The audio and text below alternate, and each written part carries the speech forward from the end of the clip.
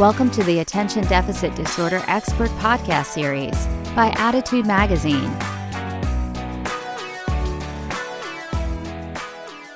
My name is Annie Rogers, and on behalf of the Attitude team, I'm pleased to welcome you to today's ADHD Experts presentation titled Relieving Back to School Anxiety, Strategies for Caregivers and Educators of Anxious Students.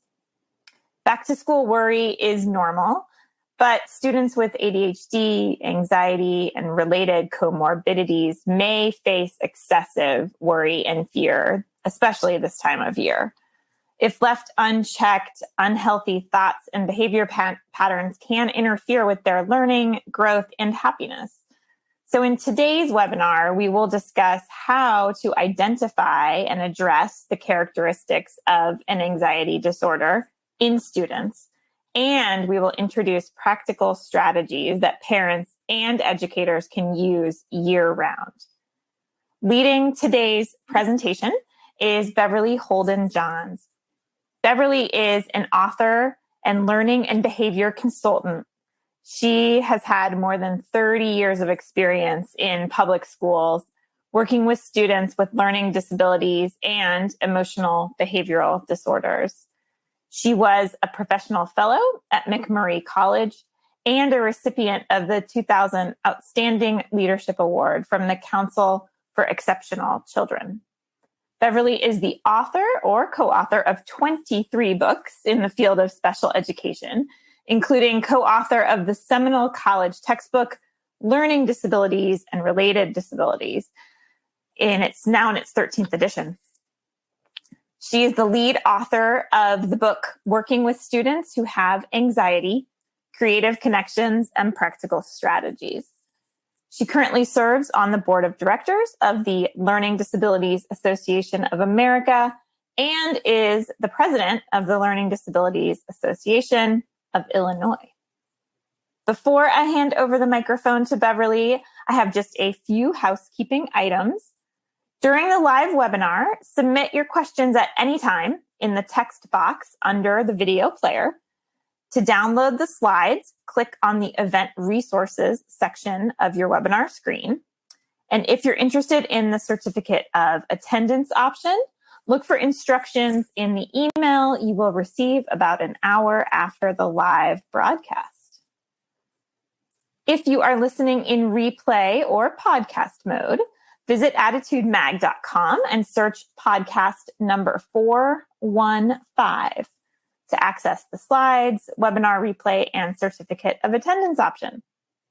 If you support the work we're doing here at Attitude to strengthen the ADHD community, we encourage you to visit attitudemag.com/subscribe and sign up for Attitude Magazine. If you do so now, you will receive our fall issue, which includes articles on back-to-school anxiety, homework help, teacher collaboration, ADHD accommodations, and much more. Finally, the sponsor of today's webinar is Equizin Pro. Equizin Pro is a clinically proven nutritional medical food designed to help improve focus, attention, academic performance, and balance mood for those with ADHD. In fact, clinical studies have shown Equizin Pro can improve ADHD symptoms in as little as 12 weeks. Now is the perfect time to start supporting your child's mind and get them ready for back to school. Attitude thanks our sponsors for supporting our webinars. Sponsorship has no influence on speaker selection or webinar content. So without any further ado, I am so pleased to welcome Beverly Holden-Johns. Thank you, Beverly, for joining us today and leading this very timely discussion on anxiety related to back to school. Welcome, everyone. I am so excited to be sharing this topic about what we can do to ease the back to school anxiety with our children. So let's look at what we're going to discuss today. Practical strategies that parents and educators can use before the school year begins to help make the transition a smooth one. And how to identify some of the characteristics of a student's anxiety disorder And we're going to talk about executive functioning, auditory processing, emotional regulation, and cognitive flexibility. We're going to talk about a whole variety of school-related strategies that can be used in the classroom and can certainly be reinforced at home. And we're going to talk about how to build and foster parent-teacher team approach, because that's what it's all about. In order for our children to be successful, both educators and parents have to work together as a team. So let's look at the hidden signs of anxiety. These are what children are saying to us. Thoughts in our head differ from how we look to other people. And then a very tiny task can feel overwhelming and we may overreact. And we can't break our tiny habits. If we could, we would, but we can't do it.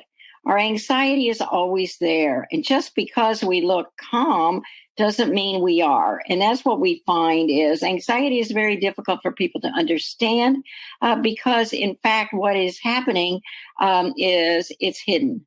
And we can't see it when we look at the child. And we may leave social settings without warning. All of a sudden, a person or a child leaves a setting, and we don't know how to tell ourselves it's okay. Again, if we could, we would. And then what students are saying now, as we've been through 2 years of a pandemic, death is all around me. And think about that.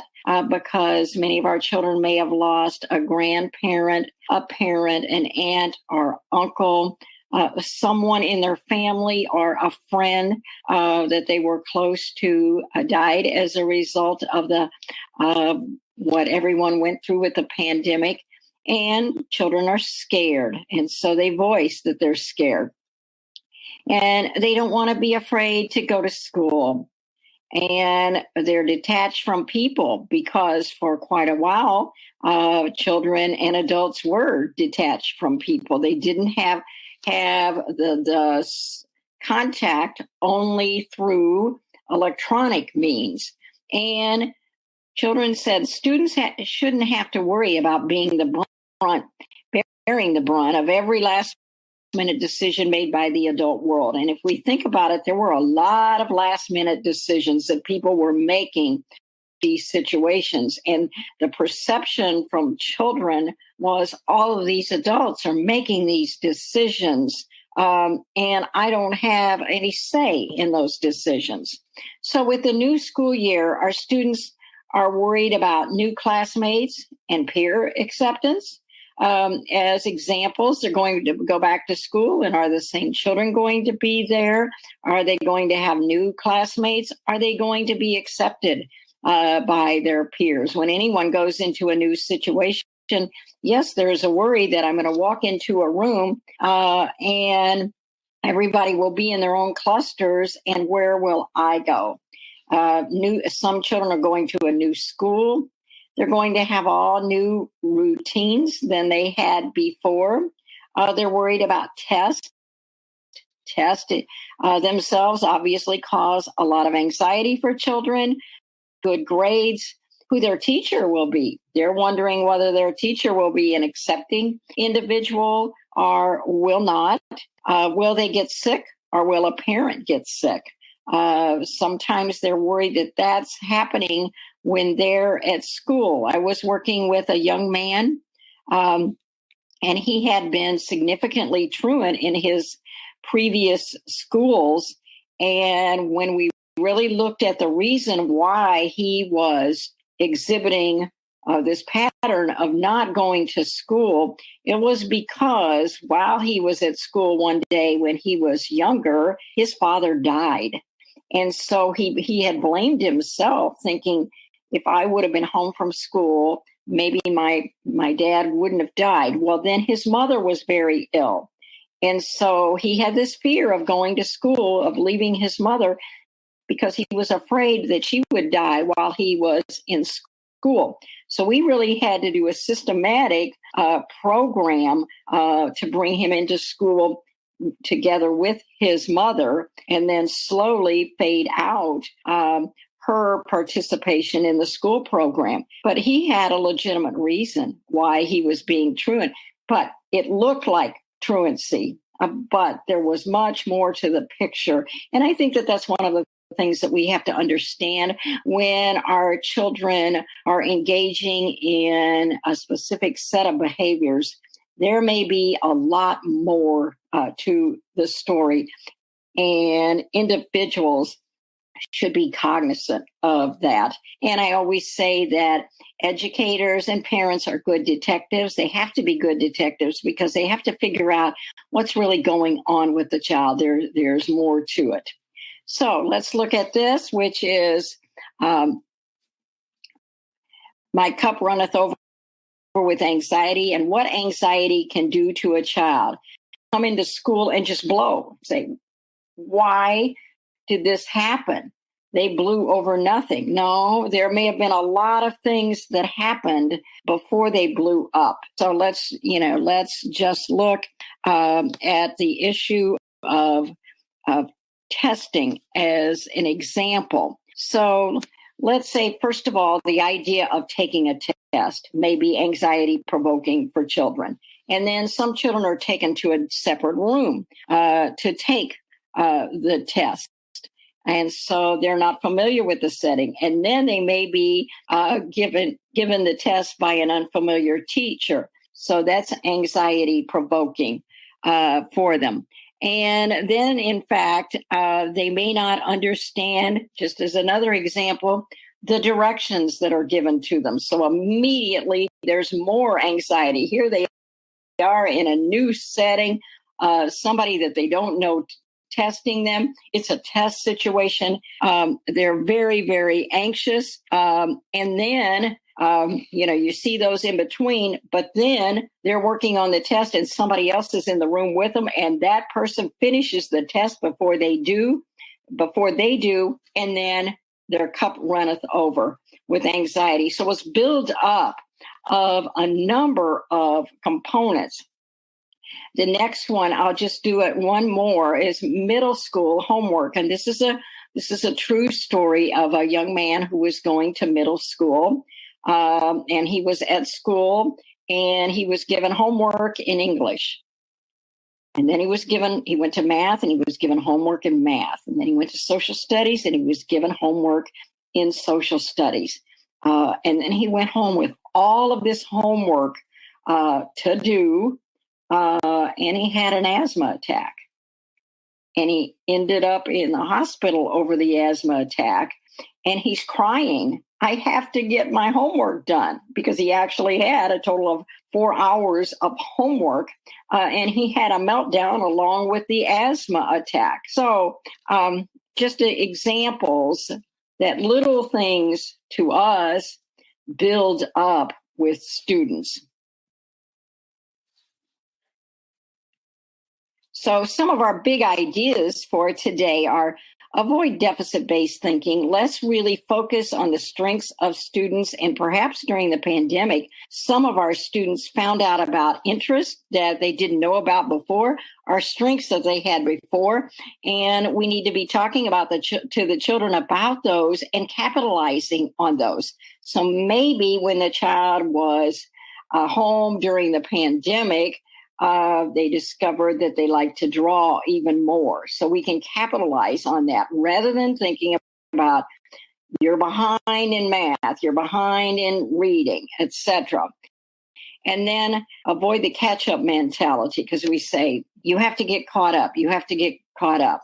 That is really anxiety provoking. We always want to remember that we say, how can I help you with this? So the child is having difficulty. It's rather than us saying, well, you need to get that done. No, it's, well, let's work on this together. And how can I help you? Because those words are very powerful because they show the child that we're in it together. And then make sure that our accommodations are individualized. We often give the same accommodations to all of the students only to find out that maybe that accommodation does not work for that student. I can remember working with a child and the group of people thought, oh, accommodation that we will give to him is we will let him tape his lectures. And then he spoke up and said, I don't like taping things and having to listen to them again. Well, then obviously that was not an appropriate accommodation for him to have.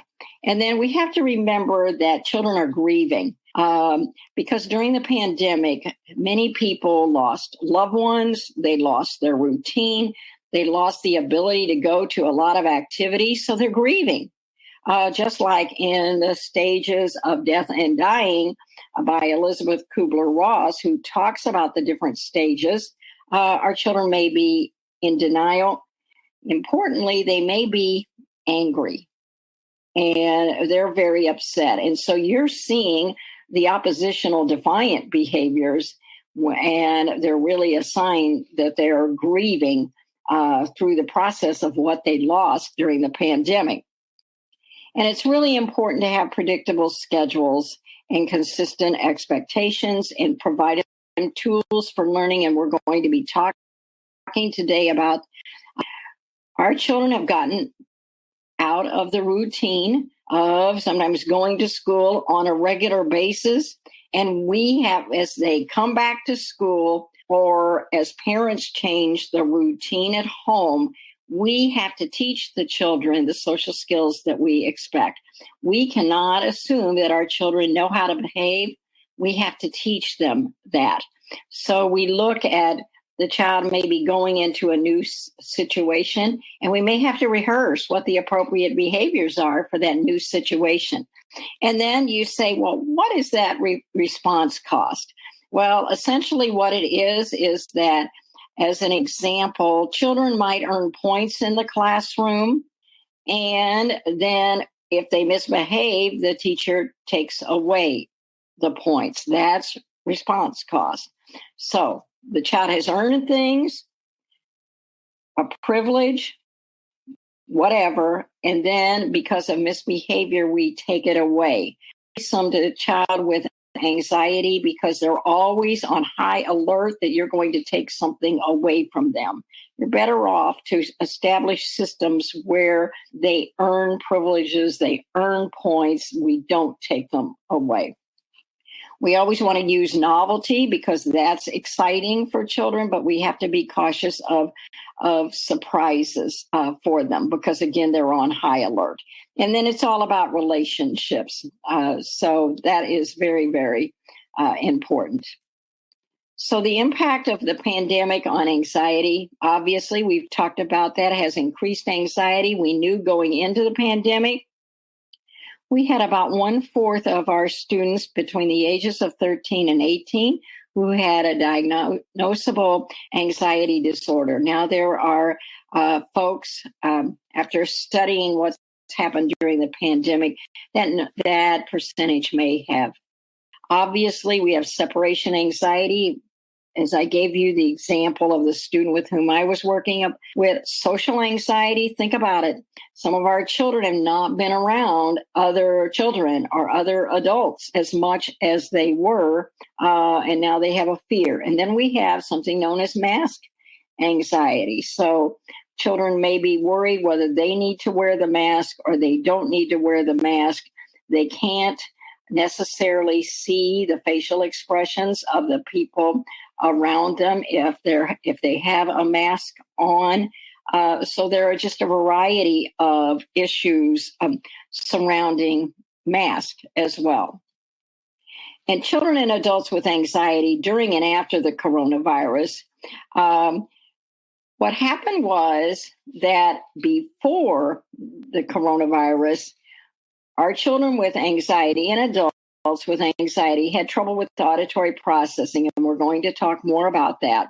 And they had trouble with cognitive flexibility, being able to move from one activity to another. And they had trouble emotionally regulating themselves. And they had difficulties with executive functioning skills, the CEO of our brain, pulling everything together, looking at what we need to do to accomplish one task and how do we get there.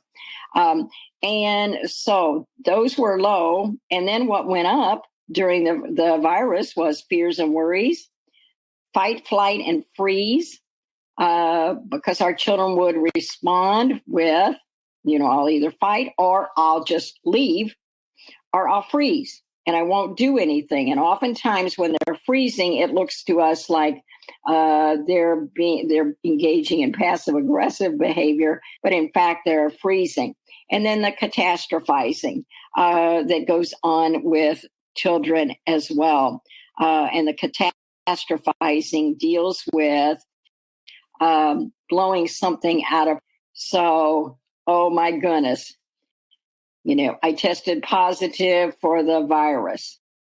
I'm going to be really sick. I'm going to give it to other people. I'm going to die. And they go on and on and on. And probably some of us engage in some of those behaviors during stressful times. Or they might just withdraw, or they might engage in what we call oppositional defiant behaviors. So the story of Scott, we tell the story of this little guy that I worked with during my first year of teaching.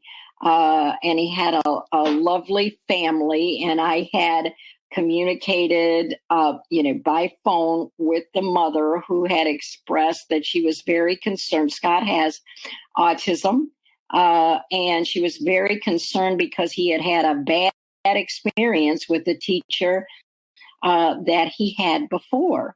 And he was very worried about coming to school, but he didn't know me, etc. So what I did was I went to the home in a non-threatening manner and introduced myself to Scott and introduced myself to the family, and felt like I, got to know him because we were in his familiar setting.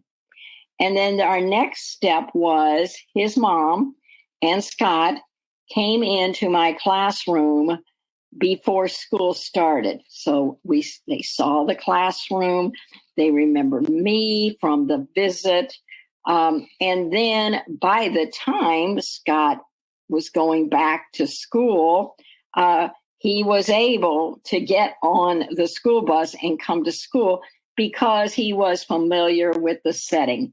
And he was familiar with me. I always think that we do a real disservice to children, putting them in settings where they have not been before, and putting them in settings where there are new people that perhaps they haven't met before. And that isn't always possible to avoid those situations, but we can do everything possible to familiarize children with the environment and the people before, so that the child is not overwhelmed by new situations and new people. So the definition of anxiety, again, our characteristics of children with anxiety may include, these areas, and then anxiety may show itself as worries and fears that result in fight, flight, or freeze. So some good teaching strategies that can help many of our students. First of all, wait time.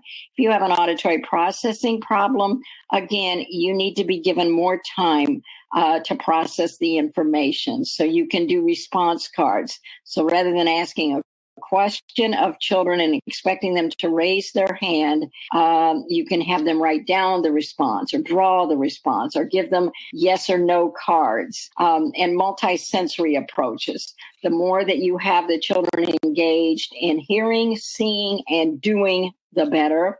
Always pair visual cues with auditory. And I have worked a lot with high school students as well. And people will say, oh, for crying out loud, we don't need to have those visual cues for high school students. They're used to listening and doing what they're supposed to do. Well, that's not always the case.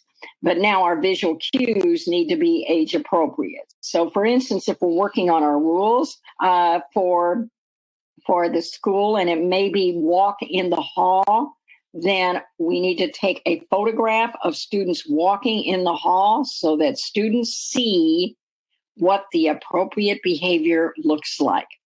And behavior momentum is really very exciting because we never start the day with something that children don't do well. We start the day with things that children do well. So behavior momentum is built on the premise that if we want a child to do something that might be perceived as more difficult for them, then what we can do is start out by giving them one easy task.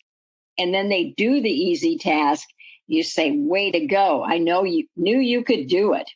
Then we give them another easy task and we reinforce them again. And then we give them a third easy task and we reinforce them again. And our research shows that by the time we give them the more difficult task, because we have built up momentum for success, they're more likely to be able to do it. So that is very, very exciting.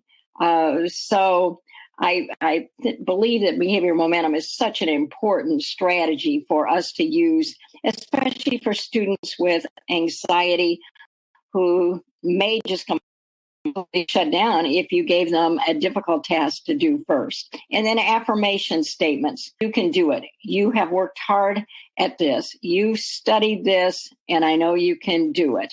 And then mnemonics, such as some of our strategies like homes, how we learn the Great Lakes. There are all kinds of mnemonics that we can use. And for the research on mnemonics, we go to Margot Mastropieri and Tom Scruggs. And they were really our original researchers on this topic. Such good material. And you can have children develop their own mnemonics to help them remember things. So an auditory processing problem might show itself as a behavior problem or just not paying attention. So think about your frustration when someone tells you something and you didn't understand it. You defend yourself and then you can't trust your brain. You think, oh my goodness, I tuned out, or I really wasn't listening like I should have, or they were using vocabulary words that were too hard for me. So you get defensive, embarrassed, stressed out, or you cover up by acting disinterested. So that's what some of our children do. So why auditory processing might be difficult is because you're worried about what happened earlier or what's going to happen next. Remember, we talked about, our children with anxiety oftentimes are on high alert. And they're always worried about something that's going to happen.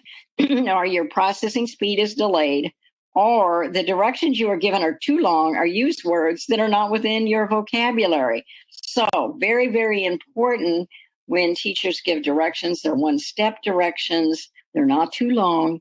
And we make sure that children know the vocabulary that we're using. So I will give you an example of another young man that I worked with. I just loved working with him. He was 17 years old. He did have a number of disabilities. And one day his teacher brought him to me and she said, he just won't do what I want him to do.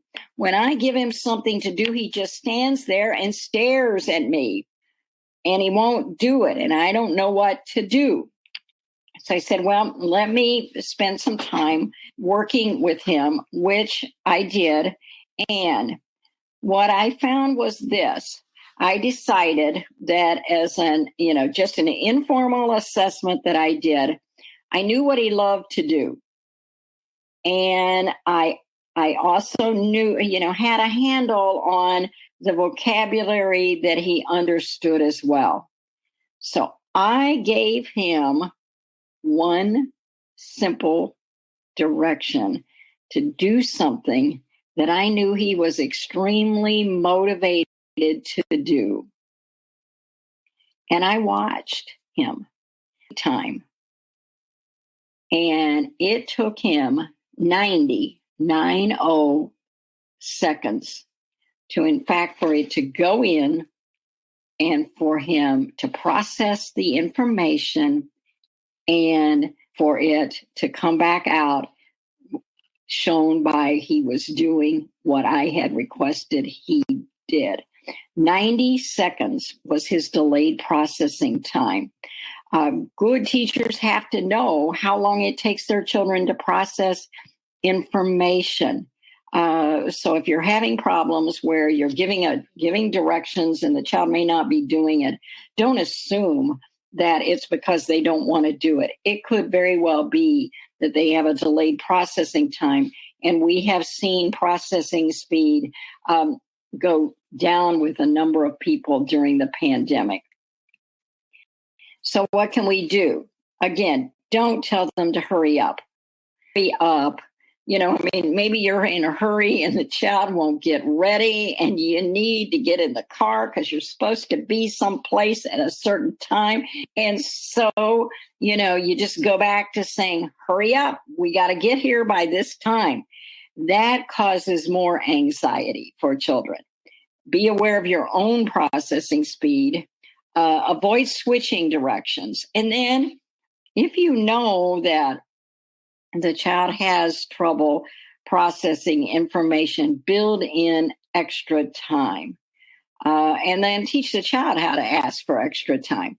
Only one direction at a time. And I work with a lot of high schools, and they'll say, well, for heaven's sakes, by the time they are in high school, they should be able to process 3-step directions. To which I say, are they doing it? No. If they're not doing it, then it says to me, step directions. Always check our vocabulary, and we're going to talk in a little while about in-between steps. So now let's look at cognitive flexibility, which is the ability to move from one activity to another. And some children get involved in one activity and they don't want to stop. If you think that, there are some children who perseverate on something, they start on it and they don't want to quit. And, those are issues with cognitive flexibility. They can't move from one activity to another. And anytime you change their schedule or their routine, it's very difficult for them. So how do you work with children who have problems with cognitive flexibility? And maybe some of you had trouble with cognitive flexibility during the pandemic because you got set in your certain routine and you didn't want to get out of that routine. We can build in between steps. So as an example, if the child is in school and was going to the PE class and then has to settle down in the classroom to do math, that's going to be difficult because we were doing a motor activity, lots of movement, and then it's a sit down paper and pencil task. Then what we can do is build in an in-between step where the child does, the PE activity, and then we do a motor activity involving math, and then we do the actual math. Very, very important to, think about that. And then avoid switching directions. We're going to talk about this, but I work and look at a lot of worksheets that we expect children to do, and sometimes they will change directions 6 times on one piece of paper. That is very confusing for children, particularly who have cognitive flexibility issues. And then I do, we do, you do together, and you do. Notice that as an extra step in it, because we as a class or as a parent, we do, and you model, and then we do it together. And then they can do it together with another student. And then they do it, because then by the time you get to the you do, they're more in tune with doing the activity. And it's the same activity, so it's not as much of a problem with the children who have cognitive flexibility issues. And then affirmation journals. I certainly am a big proponent of affirmation journals and focusing on what children do right. However, consider drawing as an option for children who have got written expression problems, schedules. And again, photographs, if you want them to be age appropriate for older students. We're going to talk about worksheets now. Beware of timers. Now, I'm a lover of timers, not kitchen timers, because kitchen timers, the bell goes off and the children are worried. Bell goes off, bells goes off. Some of our children might say, But then there are other people who use some of our timers that don't have the sound. However, we're finding that for children with anxiety, the concept of a timer may be very anxiety provoking. So rather than using timers, we might say, can you work on the next 3, and then we're going to move on to our next project. And it goes without saying, don't change room arrangements when the student is not present. And the problem with work, too many directions on one sheet. And then in math, there are changes in directions. So I've seen math worksheets that have part of the problems that are solved go from left to right. And then some are going from top to bottom. And then they throw in some word problems in there, etc. That's hard for children. So before you give a child a worksheet, make sure that, especially on one sheet or one set of assignments, and that you're not changing directions. So, and investigate the content for triggers. There might be on that worksheet trigger words that upset students, a name of somebody that brings back a bad memory, a word that might bring back a bad memory. And then a lot of them have clutter everywhere. And for many of our children, it is very difficult for them to handle that. So what are some alternatives to worksheets? I gave you the problems with the worksheets. So what can you do? Well, one of the things that I like to do is something I call a traveling assignment. I was working with students in an after-school program. The children had ADHD, and here they would come into the after-school program with probably 7 worksheets. And you want to say, oh no, it's after school, they're tired, and what they don't want to do is another worksheet because that's been hard for them all day long. So I made it fun. And in fact, what I did would be I would make another copy of the worksheets, and then I would take the worksheet and I would cut it apart into just brief segments. And then I'd tape the segments around the room. And then the students would go around. And actually, I allowed them to do them in any order. They put, they looked at it. They matched it on a clipboard with what was on the real worksheet, and they answered it. They could answer it in any order. And then another option is for them to just answer it, and then together you put it on the worksheet that they have to turn in. But traveling assignments are great fun, and they're a way to build in movement as well.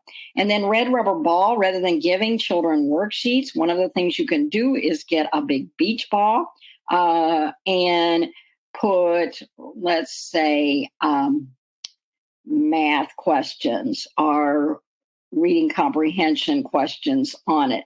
And if they're doing it individually, they have to throw the ball up and wherever their left thumb lands, that's the question that they answer on a sheet of paper.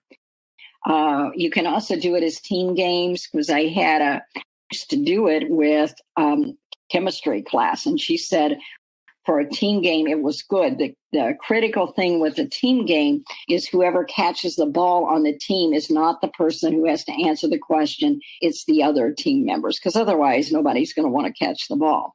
So gumball machine is another one. So you get the green gumball, you do problems 1 to 6. If you get the red gumball, you do problems 7 to 12. So you can break that up a great deal, but that's fun with students too. Choice. There is so much research out there on the power of choice with children, and some early studies were saying that if you are having trouble getting a child to do a worksheet, say to the student, you can do it with a red pen or a blue pen. It's your choice. That's a pretty easy intervention, but it built in choice and it made the child feel like they're in control. Or you can say, here is the worksheet. You can do the odd numbered problems or the even numbered problems. Or you can roll the dice, and whatever die you get the 6, you do 6 problems. Tic-tac-toe. Tic-tac-toe is great fun too. I don't usually use tic-tac-toe except beyond 5th grade classes. I have had some teachers that say they found it effective for 3rd graders, but they had done a lot of, the children had a lot of experience with choice.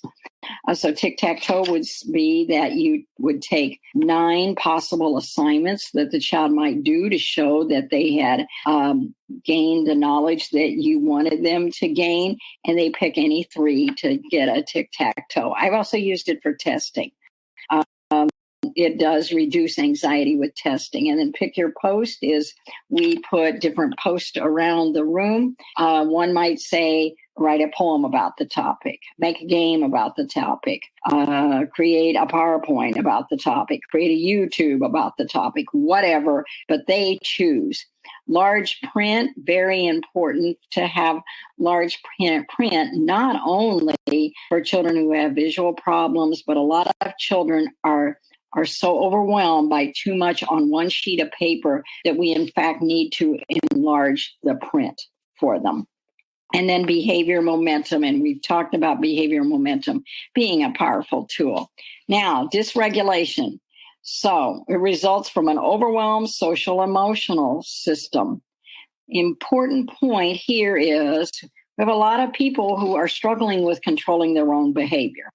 We read in the news that, someone had a very inappropriate response and blew up. And we say we need to teach our children at a young age how to emotionally regulate. And it's very important for children with anxiety. So it has to be taught before it is needed. So example, we say the child is in a meltdown and you're saying, now let's talk about what 5-finger breathing is. That's a little late. Let's do it beforehand. Let's get the children experienced with it. And the other thing is the teacher is the role model. So our children look at how the teacher and the parent are dealing with stress. And so if we're dealing with our stress in a calm, controlled manner, then our children see that and hopefully learn that skill. Now for working memory. There's some work being done that I find very exciting. I've told you I love writing, and I do a lot of writing. And actually, during the pandemic, I wrote poetry, and I really had not written poetry. But what it did was, and what we see in children now, they're finding that if a child is upset about something, let them express what they're upset about, either in writing or drawing something.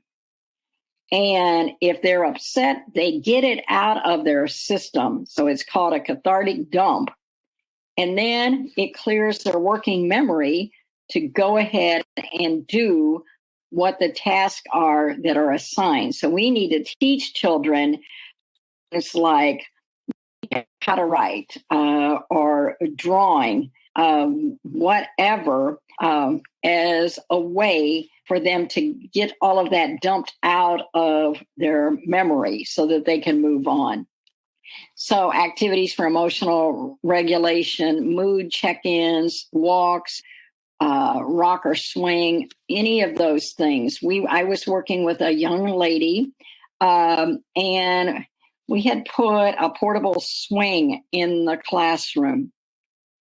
Now, at the beginning, and swinging was very calming to her, just like rocking is calming to a lot of people as well.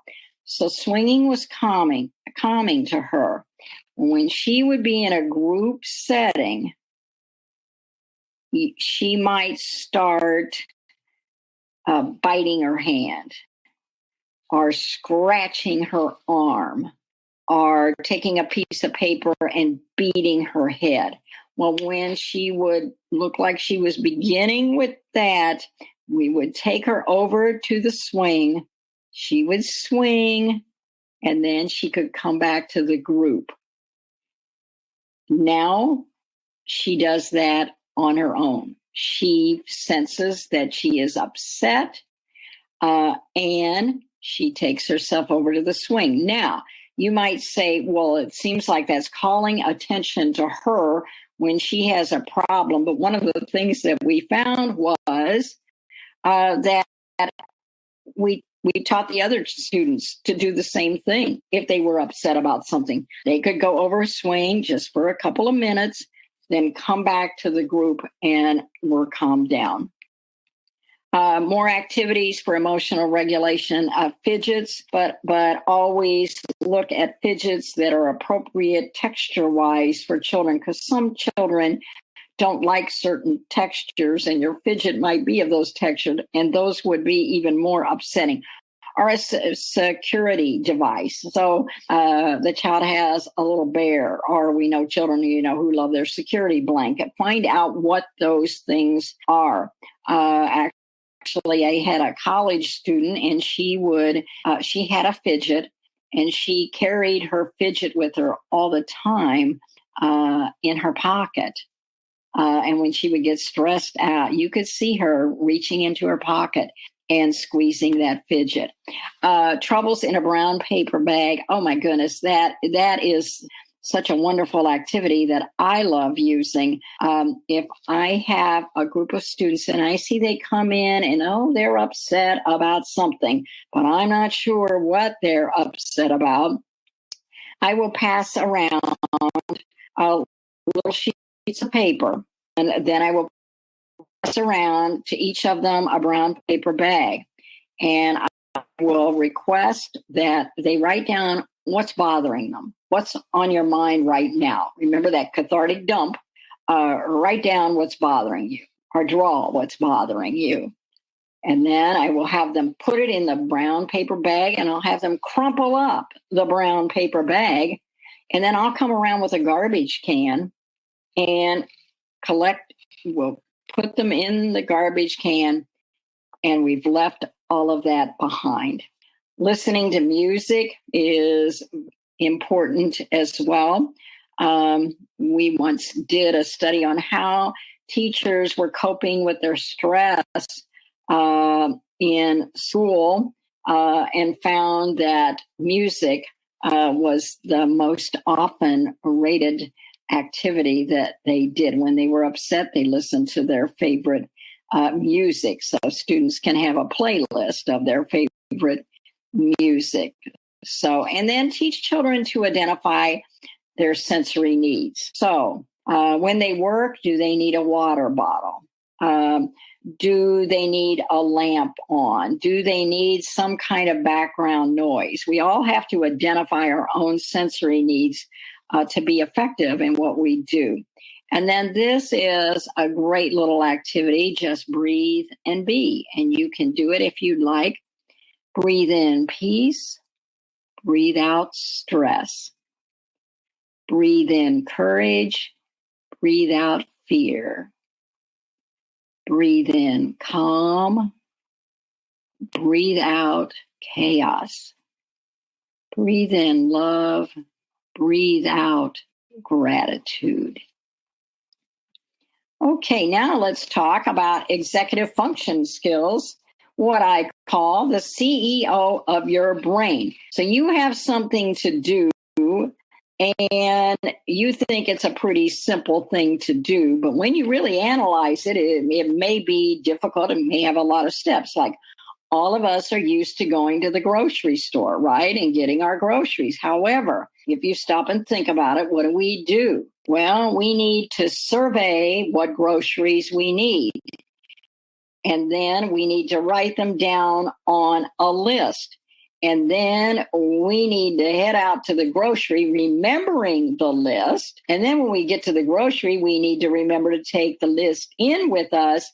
And then we need to remember to look at the list as we go around the grocery store, getting what we need. And then we need to check out. We put the groceries in the car. We bring the groceries back. And we, in fact, put the groceries away. So people say it's simple, but it really isn't.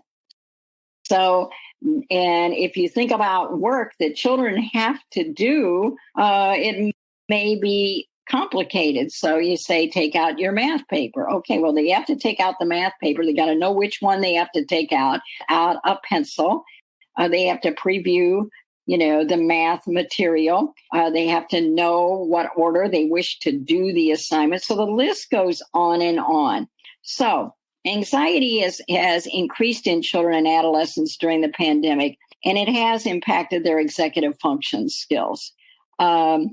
So one of the things that we can do, because the major impact on executive function skills are the ability to visualize what needs to be done and to complete the steps to achieve it. And then we're going to talk about this one. The first step and the hardest is to start the task. So never tell a child to get something all done, because what you've done is set them up for failure. We have to help them start the task, because they have to start, they have to attend, they have to sustain the effort, and they have to finish. We know a lot of people probably that we can think of that can't accomplish a great deal because they can't get started. Oh, yes, I wanted to write that, but I've just got too many other things to do. Oh, yes, I meant to do that, but maybe I'll do that at another time when I'm not as busy as I was.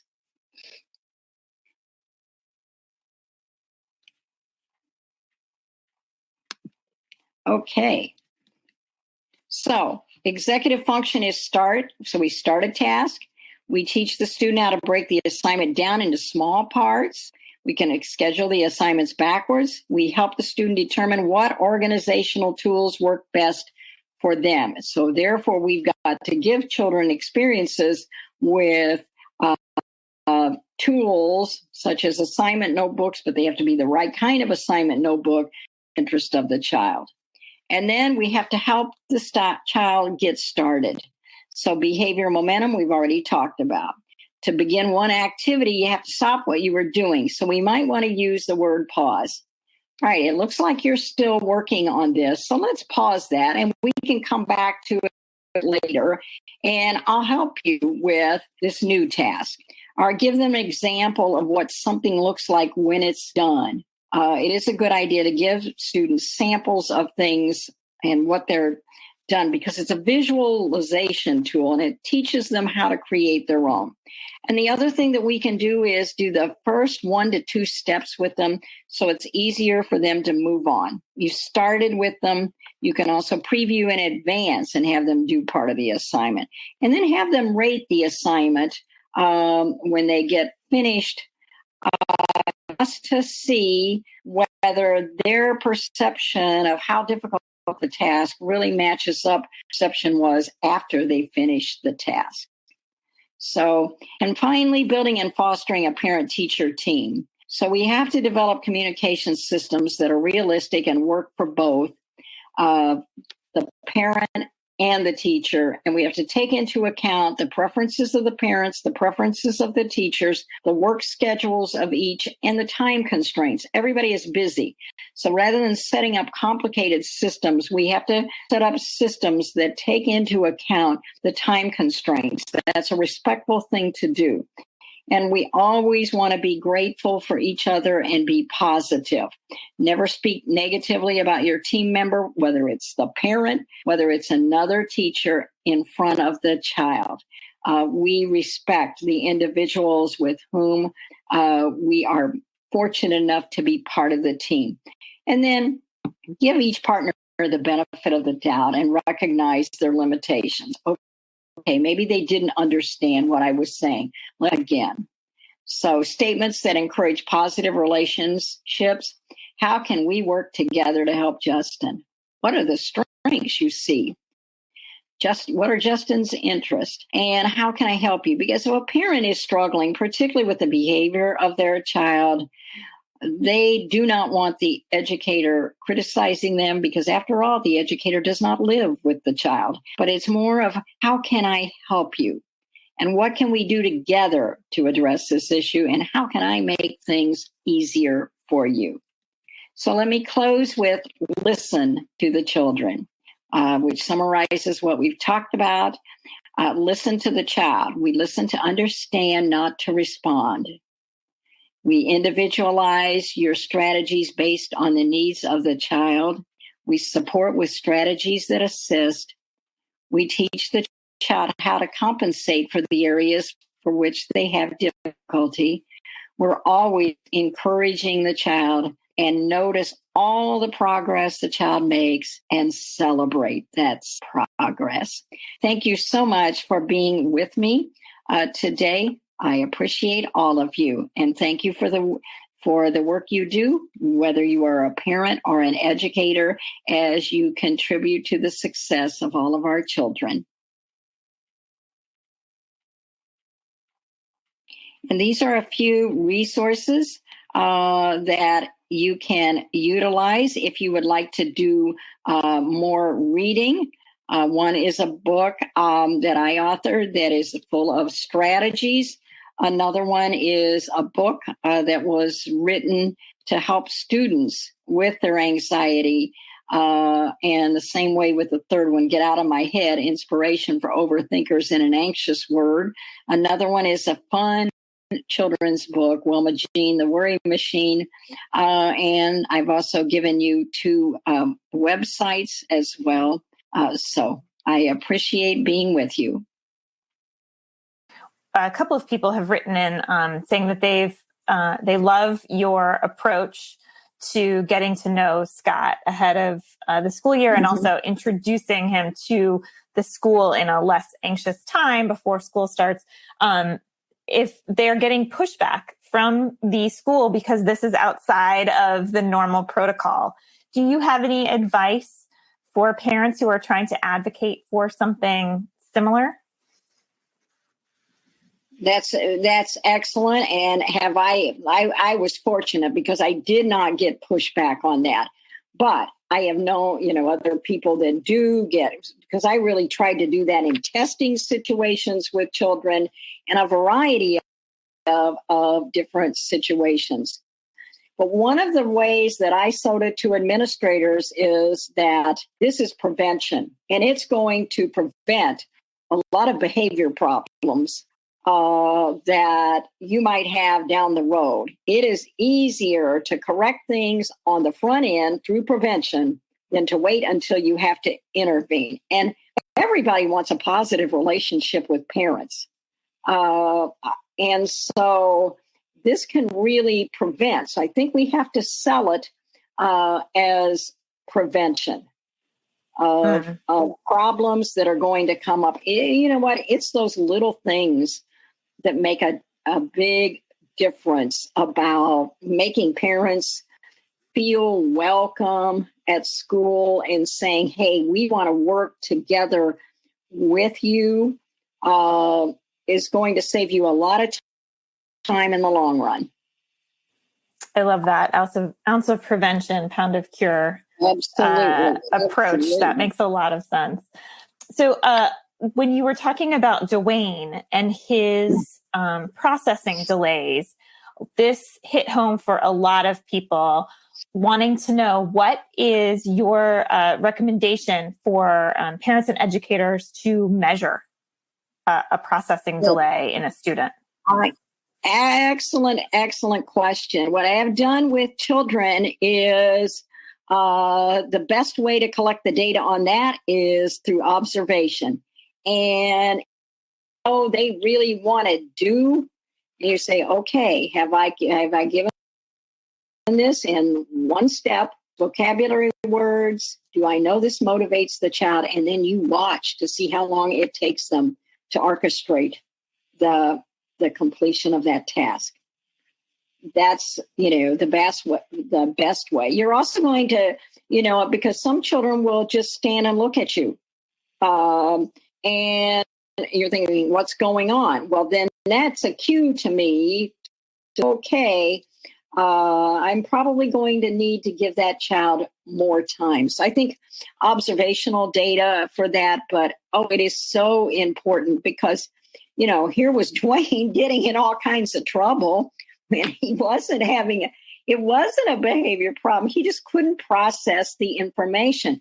Now, I think as children are going back to school this year, we're seeing more children with processing issues because they're getting back in the swing of school. They've got a lot on their minds. Teachers have got a lot on their minds. And so people and parents do. So they're going back to school. And sometimes we're just going to have to remember that we're going to have to give a longer wait time to people, that we can't hurry them up. That's one of the things that, I don't ever recommend is say to the child, come on, hurry up, hurry up. Most of them, if they could hurry up, they would hurry up. They can't hurry for reasons, and it's usually an auditory processing delay. And we live in a rushed society, so we have to continually monitor our own behavior. Absolutely. A great question from a teacher who is wondering if you have recommendations for the first day or the first week of school to kick off the year in a less anxious way and perhaps emphasizing, as you said, the strength-based approaches. Are there any little things you've seen over the years that have worked really well? And again, I think, there are obviously a number of icebreakers you can do, but especially that first day of school, we may want children, if they can verbalize, to tell what they do well. I have also seen an activity where teachers have a board and it's, what I do well. And then another board that says what I need help with, not what I don't do well, what I need help with.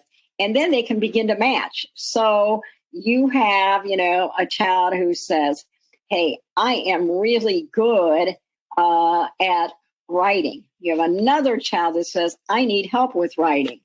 So you're focusing on, we're in an environment where we're all about helping each other. That makes a strong statement to children. I love that activity. I just thought that was very good. As you're getting to know children, have them figure out what I do well, what I need help with. Mm-hmm. Wonderful. I will make a mention. We had a webinar recently with Dr. Robert Brooks about this very idea, about he calls it the islands of competence, and starting off by identifying those areas where each student shines and making that the focus to launch the year. It is so important. It is so important because I think then the message that sends to children is like, it's okay that I may need help with this, but golly, other people that are here to help me with that. And this is what I shine at. So think about how the environment becomes so much more comfortable for the child. And I think, those are good to do at all levels. Right. And I will squeeze in at least one more question here, since we did have some delays with the video. A number of people writing in to say that they're really struggling. Their child, mostly teenagers, seem to have zero motivation. Already the school year has not started and they are not motivated to go to school. Some are saying that they hate school. Is this a sign of anxiety? And what advice could you give to parents? Is it a matter of those small wins, the behavior momentum, or is this something else to get them started? I think it can very well be a sign of anxiety. And while they may be coming across as, I mean, they're verbalizing, I don't want to go to school, it's not fun, I don't like it. I think we have to really do some active listening and try to pinpoint in a non-threatening way what's really going on. It's like, parents and educators have to be detectives. So the child is verbalizing one thing when it may be something else completely. It could be they're concerned about what their peers are thinking about them. Obviously, that's a big thing at the secondary level. They may be concerned about all the social media, and maybe somebody is bullying them online. So parents have to really be listening and probably definitely talking to school district personnel to see whether they're seeing the same thing at school as well. And for teenagers, it's difficult because we just have to sometimes keep our mouths shut and see how much the child will say to us, but always keep it as in a non-threatening environment, because some children will say a lot more to you when you're involved in doing an activity that's not threatening for them. Let's say you're going out for an ice cream together, or you're going out for this. They might begin to tell you some things. So that listening to your children when they're trying to give you a message is really very important. Wonderful. Beverly, do you have time for one more question? Sure, Okay. Of course. We have so many good ones. I am going to go over a few minutes. I'm going That's for it. Okay. This one I just thought was so interesting. How to best approach a child who is a perfectionist. My daughter can become extremely anxious when she doesn't score 100% on any assignments or quizzes that she completes, and she becomes very distressed. How can a parent address this type of anxiety? Right. Which is, she is putting undue pressure on herself for some reason. Maybe she's trying to compete with another child, or she's competing with herself. And so it's really becomes very important, first of all, to let her know that you don't expect perfection. And also try to point out, what, even if she made a mistake, what she got right. Focus on what she did well, and then say, we'll work together to see what that is. And I think it's also a bit of role modeling also here, that the parent or the educator has to be pretty conscious of their own efforts and their own mistakes. And children need to see how they handle mistakes. Oh, this happened. I didn't get that right, but it's okay. I'm going to study this issue more. So role modeling how we handle stress and how we accept the fact that we don't do everything perfectly because we can't. So I think that that's very important. I mean, some students will. Sometimes also you have to divert their attention away from that task because, they will stay with it, and they will work on being perfect. And you have to help them reach a stopping point where they say, I've done my best, and now I need to move on with another task.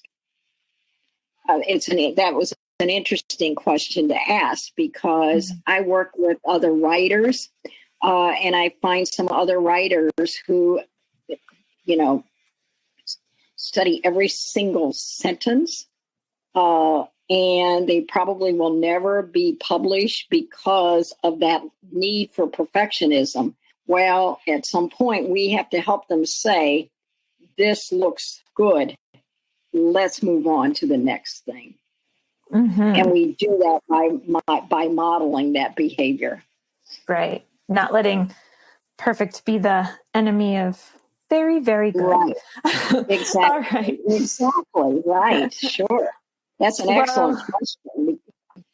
It is. It was interesting, as we've seen perfectionism as a sort of unexpected but common manifestation of ADHD, particularly in girls, to be honest. Right. But I was going to say in females. Mm-hmm. Exactly. Mm-hmm. Yes.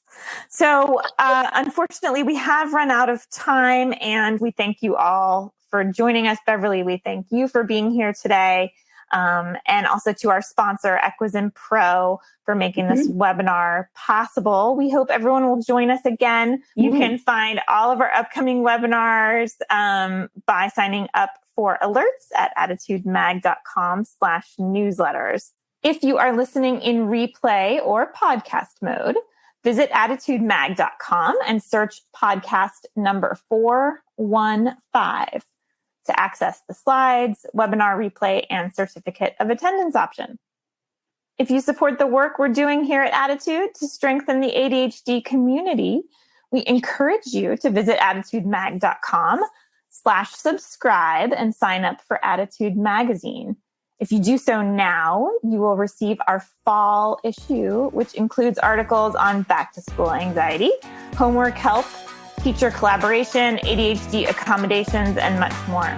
Thank you all again for joining us. And Beverly, thank you again for this really Very helpful. welcome. Thanks to everybody for attending. For more Attitude podcasts and information on living well with attention deficit, visit attitudemag.com. That's ADDITUDEMAG.com.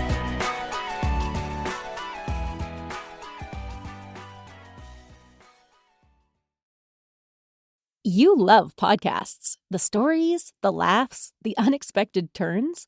But when this episode ends, the silence starts. Not anymore. Audiobooks.com turns that silence into your next great adventure. With over 450,000 titles, from bestsellers to hidden gems, your love for listening just found its new best friend. And because you already know the joy of audio, we're giving you 3 free audiobooks to start your journey. Imagine your favorite podcast, now with unlimited episodes. That's audiobooks.com. Keep the story going. Sign up for your free trial at audiobooks.com/podcastfree today. Because for podcast lovers like you, the end of an episode is just the beginning. That's audiobooks.com/podcastfree.